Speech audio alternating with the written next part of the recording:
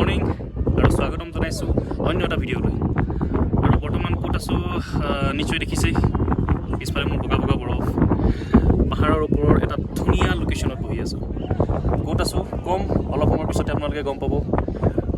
আজি কিন্তু অকলে নাই, আজি আৰু মোৰ লগত লগৰ সকলো নাই। আজি আহিছোঁ আমাৰ হোম মিনিষ্টাৰৰ সৈতে, মানে মোৰ শ্ৰীমতীৰ সৈতে। আৰু আমি উপস্থিত আছোঁহি এখনি মানে বিৰাট ধুনীয়া ঠাই ক'বলৈ গ'লে। ইয়াত বহি থকা অৱস্থাত পৰিৱেশটো কেনেকুৱা হৈছে আপোনালোকক ভাষাৰে বুজাবলৈ যথেষ্ট সুবিধা হ'ব। চাওক পৰিৱেশটো চাওক, এইফালে যথেষ্ট আপোনালোকে টুৰিষ্ট দেখা পাব, নিজৰ নিজৰ এক্টিভিটি কৰি আছে। আৰু আমি একেবাৰে মাজত বহি লৈ ধুনীয়াকৈ সকলোকে চাই আছোঁ। তো নতুন এটা ব্লগ আৰম্ভ কৰিবলৈ লৈছোঁ। আৰম্ভণিৰ পৰা আকৌ দেখাই গ'লে আপোনালোকে ভাল পাব। মাজত আহি ঘপককৈ যদি পাহাৰৰ ওপৰত তুলি দিওঁ, আপোনালোকে ভাবিব ক'ত গুচি গ'ল, মানে মজাটো নাইকিয়া হৈ যাব ন মাজৰ পৰা যদি দিওঁ। তো ঠিক আছে, বলক আৰম্ভ কৰোঁ প্ৰথমৰ পৰাই।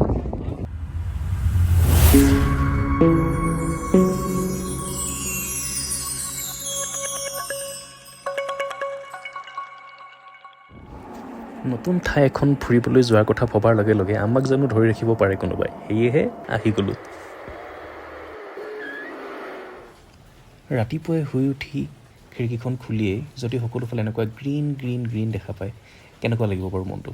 চাওকচোন, ডাৱৰে আহি পাহাৰৰ চূড়াত চুই আছেহি, সকলোফালে সেউজীয়া আপেল গছৰ বাগান, আৰু তাৰ মাজত যদি চিপচিপীয়া বৰষুণ পৰি থাকে, আহা মজাই বেলেগ।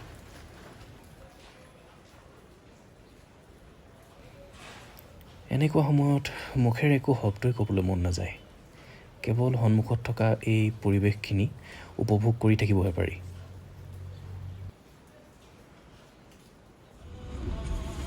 সকলোলৈকে সুপ্ৰভাত। আৰু আজি প্ৰথম দিনটোৰ প্ৰথম যাত্ৰা আৰম্ভ কৰিছোঁ মানালীৰ পৰা। হয়, হিমাচল প্ৰদেশৰ মানালীত বৰ্তমান আহি উপস্থিত আছোঁহি। আৰু আজিৰ প্ৰথম দিনটো কাৰ্যসূচী হিচাপে লৈছোঁ ৰোহতাং পাছ। আজি মানালী টাউনৰ পৰা ৰোহতাং পাছৰ অভিমুখে গৈ আছোঁ।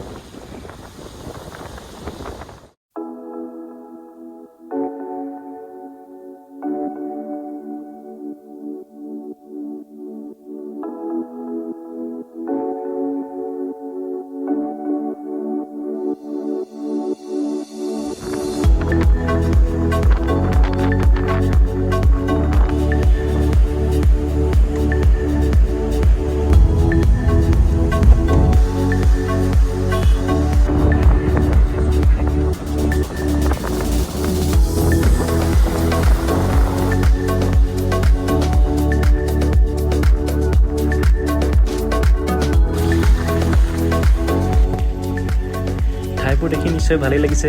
জাম্পিং জাপাং কৰা ৰাস্তাবোৰৰ মাজে মাজে বলক আৰু।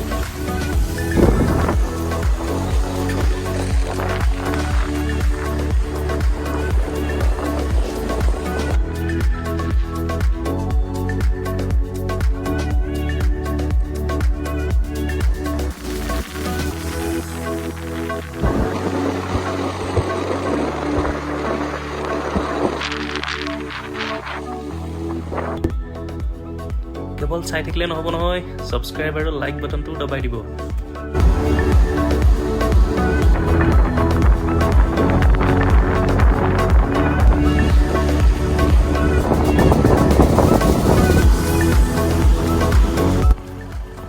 কিছু সময়ৰ পিছতে আমি গোলাবা চেকপোষ্ট আহি পালোহি। ইয়াতেই গাড়ীসমূহৰ পাৰ্মিটবিলাক চেক কৰা হয়।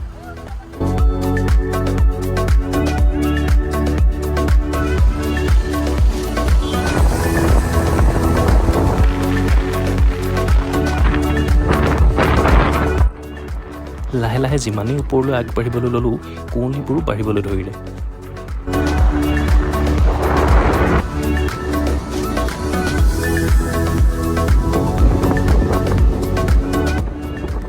এনেদৰে পাহাৰৰ ওপৰেদি কুঁৱলী ফালি ফালি যোৱাৰ যিটো মজা, সেইটো এৰিব নোৱাৰোঁ কাৰণেই আচলতে আমি এই জাৰ্ণিবিলাক পাহৰিব নোৱাৰোঁ।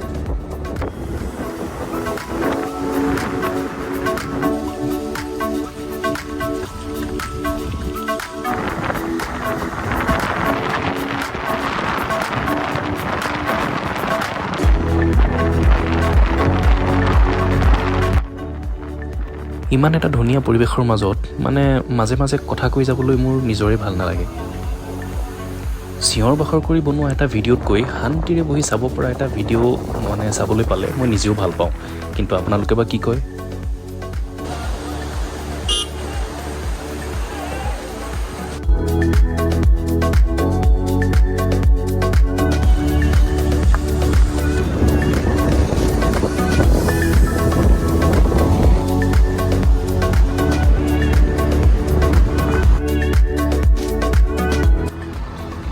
আমাৰ এই ব্যস্ততাৰে ভৰা জীৱনবোৰত কেতিয়াবা অকণমান ৰৈ দিয়াটো প্ৰয়োজন কেতিয়াবা হয়তো পিছলৈ ঘূৰি চোৱাৰো প্ৰয়োজন জীৱন বাটত যেতিয়া গৈ আছোঁ এনেওতো এদিন নহয় এদিন গৈ পামগৈ কিন্তু গৈ থকাটো বেছি প্ৰয়োজন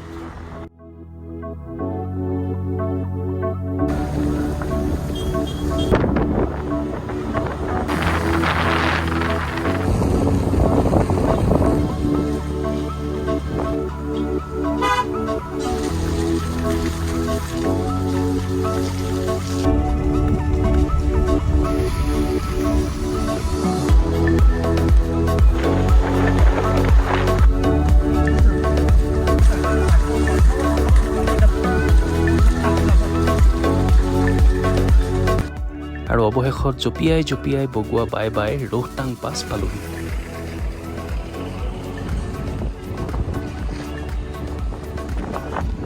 ৰোহতাং পাছৰ এইখিনি ঠাইত বৰ্তমান বৰফ নাই বৰফৰ বাবে আমি আৰু অলপ আগলৈ যাব লাগিব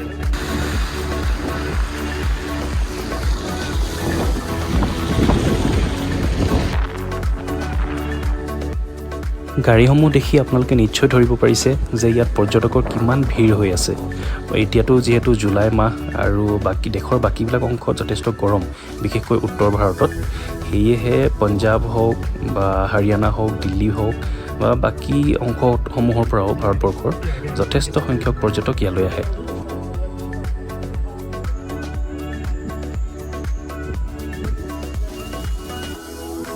বাকীসকল পৰ্যটকে যদি ফূৰ্তি কৰি থাকে আমি আৰু বাৰু চাই থাকিম নে সেয়ে লাগি গ'লোঁ এতিয়া উঠিব লাগিব ওপৰলৈ বহুত ওপৰলৈ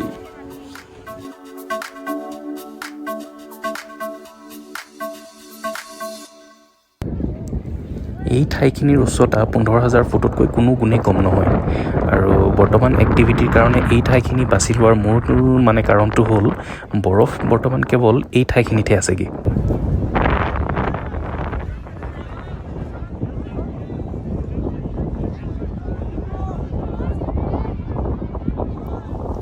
দূৰৰ পৰাটো দেখিবলৈ ভালেই লাগিছে কিন্তু উঠোতে মানে যিটো গতি হৈছে ফোপাই জোপাই উঠি অলপ বহি যাব লগা হৈছে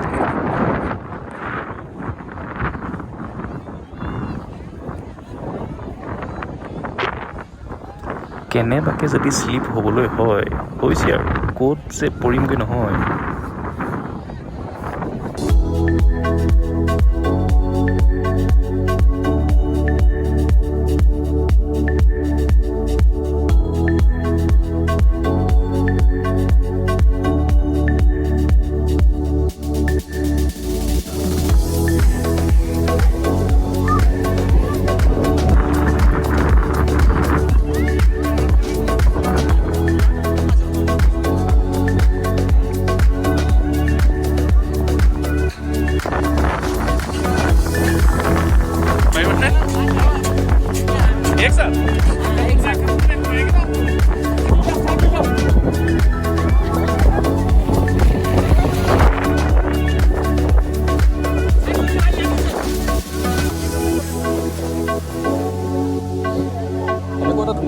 যদি ফটো সেশন হয় কেনেকৈ হ'ব আমাৰ ফটোগ্ৰাফাৰ চলি আছে ফটো সেশন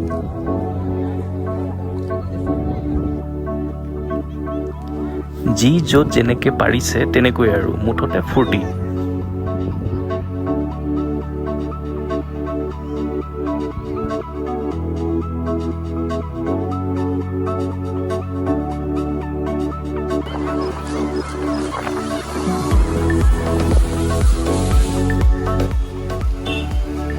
বহুতেই চুচৰিলোঁ আৰু বহুতেই ভাগৰ লাগিলে আৰু সেয়ে তললৈ এতিয়া নামি আহিলোঁ আৰু ইয়াৰ পৰাই দৃশ্যটো চাওক ইমান ধুনীয়া লাগিছে নহয় মানে ইয়াৰ আগলৈ দৃশ্যটো হয়তো আৰু ধুনীয়া হ'ব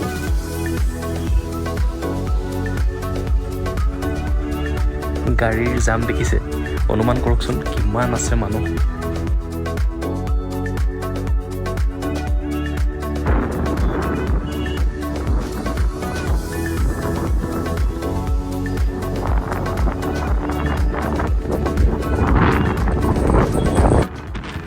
এইফালেদি আগতে স্পিতি ভেলী আৰু লেহলৈ যোৱা হৈছিলে যেতিয়া মানে ঠাণ্ডা দিনত বৰফ পৰি যেতিয়া ব্লক হৈ যায় তেতিয়া এইফালেদি গাড়ীবিলাক যাব নোৱাৰা হৈ যায় সেইকাৰণে এই আটল টানেলটো বনোৱা হৈছিলে আৰু আমি এতিয়া গৈ এইফালেদি আটল টানেলৰ উত্তৰ ফালেদি পুনৰ আমি মানালীলৈ সোমামগৈ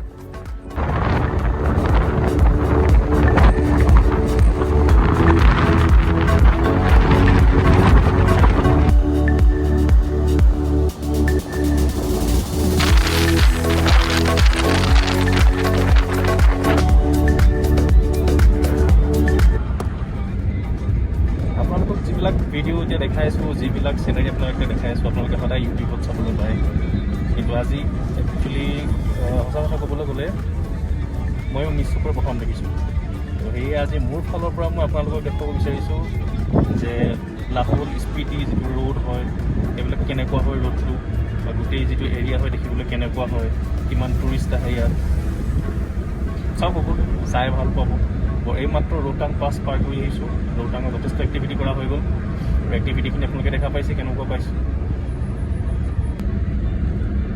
ঘৰত বহি বহি ইউটিউবত দেখি থকা ভিডিঅ'বিলাক যেতিয়া চাওঁ আমি ভাবোঁ মানে কেনেকুৱা লাগিব সেই ঠাইত গ'লে সেই অনুভূতিখিনি আমি ঘৰৰ পৰা যিমানটো আশা কৰোঁ ইয়ালৈ অহাৰ পিছত তাতকৈ বেছি ভাল লাগে আজি নিজ চকুৰে চাই আছোঁ মানালী অহাৰ পিছত মানালীৰ পৰা সিফালৰ যিখিনি ৰাস্তা ইমান ধুনীয়া ৰাস্তা এইখিনি বা ঠাইখিনি ইমান ধুনীয়া আপোনালোকক মানে ভাষাৰে কৈ বুজাব নোৱাৰিম গোটেই ভিডিঅ'খিনি দেখাই গৈছোঁ গোটেই ৰাস্তাখিনি দেখাই গৈছোঁ চাওক কেনে লাগে ক'ব যথেষ্ট ধুনীয়া ঠাই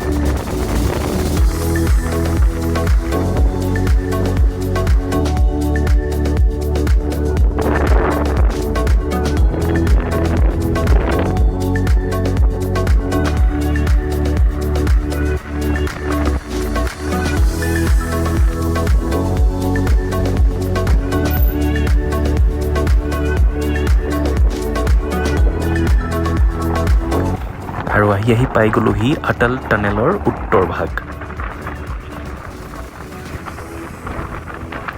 এই তিনিআলিটোৰ পৰাই বাওঁফালে ঘূৰিলে এইটো আপোনালোকে দেখা পাই আছে আটল টানেলৰ মুখভাগ ওলাই আছে আৰু চিধা চিধি যদি সোঁফালে গুচি যাওঁ ইফালে লেহলৈ যোৱা হয়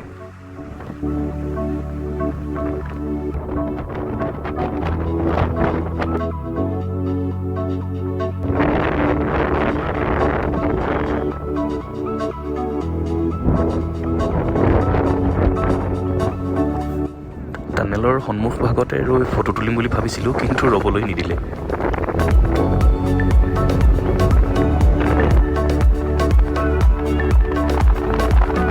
এতিয়া আটল টানেলৰ মাজে মাজে বলক গৈ থাকোঁ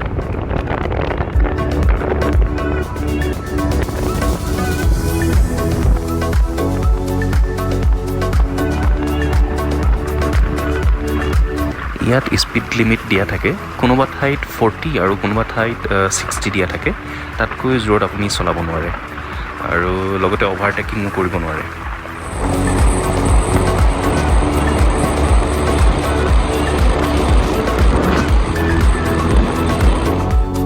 আমাৰ ইমানেই বেড লাক টানেলৰ এইমূৰে আহি ফটো তুলিম বুলি ভাবিলোঁ কিন্তু ছিকিউৰিটি আমাক এইফালেও ৰ'বলৈ নিদিলে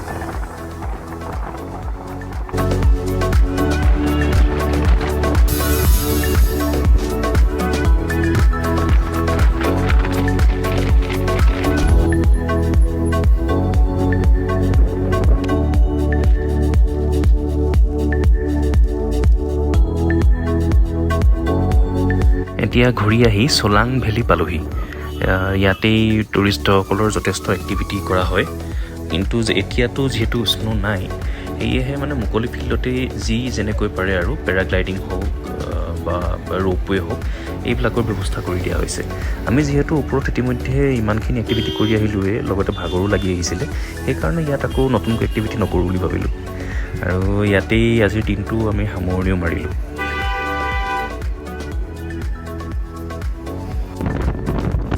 আজিৰ প্ৰথম দিনটোৰ ব্লগটো ইয়াতে সামৰণি মাৰিছোঁ চাই কেনে পালে জনাবলৈ নাপাহৰিব